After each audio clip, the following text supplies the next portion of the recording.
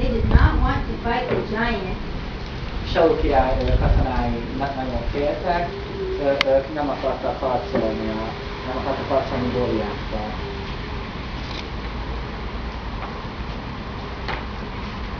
Meanwhile, young David was taking food to his brothers. Útközben Dávid ételt vitt a testvéreinek, akik a seregben szolgáltak. They were soldiers in King Saul's army. Tehát katonák voltak Saul seregében. Okay. When David reached the camp, he saw Goliath. Amikor Dávid elért a táborhoz, meglátta Góliátot. David heard the giant's challenge. Dávid hallotta Góliát kihívását. I am not afraid to fight the giant, said David. Nem fél, hogy harcolja Góliáttal, mondta Dávid. King Saul called for David and told him, "You cannot fight the giant. You are too young."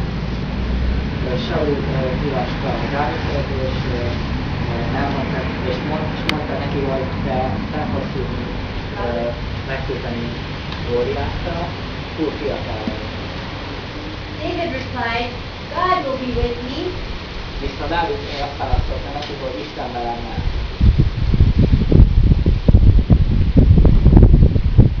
King Saul gave his armor to David, but it was big and heavy.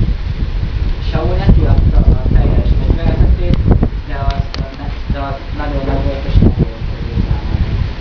David wasn't used to wearing armor.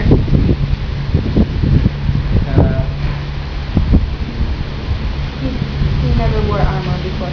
Ő még soha nem használt fegyvert. És nem is viselt.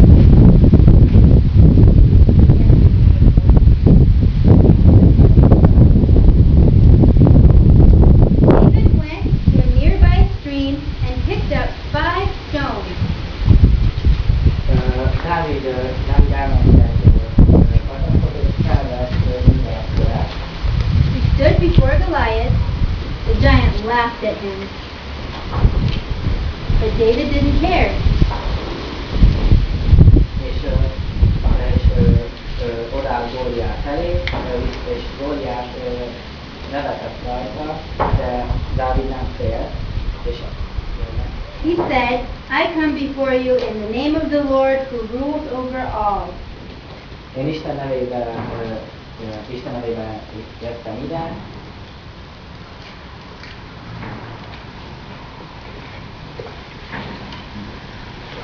David put a stone in his sling and ran toward the giant. Dávid egy követ rakott a palickájába, és Góliát felé jutott, Then he let the stone fly. és elhajította a követ. It hit Goliath's forehead. A kő belefújott a koponyájába, és Góliát And meghalt. he fell to the ground. És ugye volt a is. The Philistines saw that their hero was dead. They ran away. És a filiszteusok látták, hogy a nagy hős meghalt, és futásnak eredtek.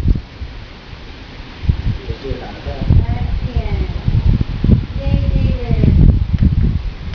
What body parts were used in the story?